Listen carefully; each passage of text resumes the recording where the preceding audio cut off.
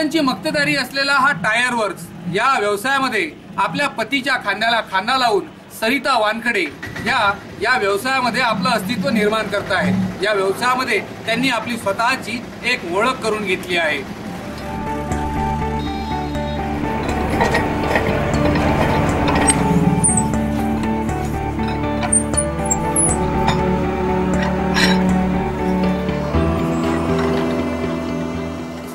इकडे कशा काय आल्या तुम्ही? कसा काय धंदा चालू केला? गावाची हे होती ना, म्हणजे कसं गावात जास्त कामं धंदे नाही होते असे तुम्हाला समजा इथं पोट भरायसाठी। बरं, धुण्याचे कामं करतात, शेतीचे वरचे कामं करतात, तुम्ही हे काम करून आल्या? हे आपले घरचे लोक करतात म्हणून मदत करतो।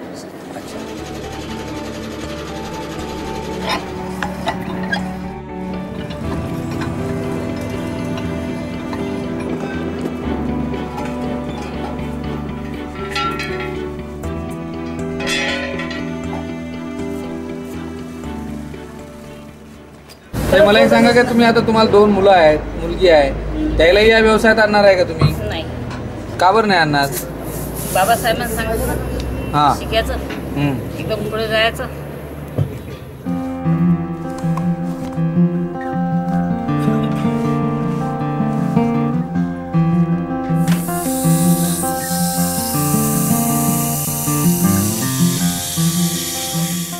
आठ 9 वर्षापासून काम करत आहेत सोबत।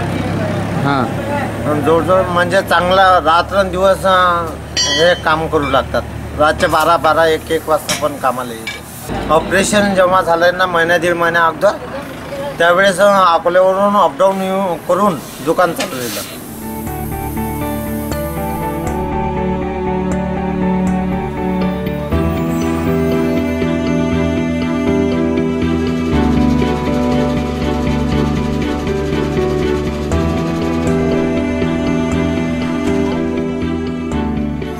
मी 12-13 वर्ष झाले तिथं समजा पंचरले आणून आलो टायर, तर त्या बाईत काम करून म्हणजे एकदम फास्ट काम करतात।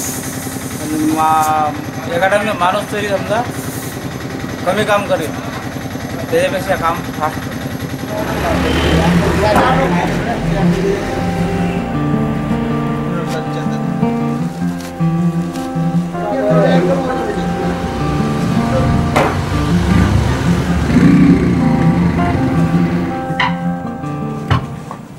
कुठलंही काम कमी प्रतिष्ठेचं नसतं, म्हणूनच सरिता वानखडे यांनी आपल्या पतीच्या पंक्चरच्या व्यवसायामध्ये त्यांना साथ देण्याचं ठरवलं।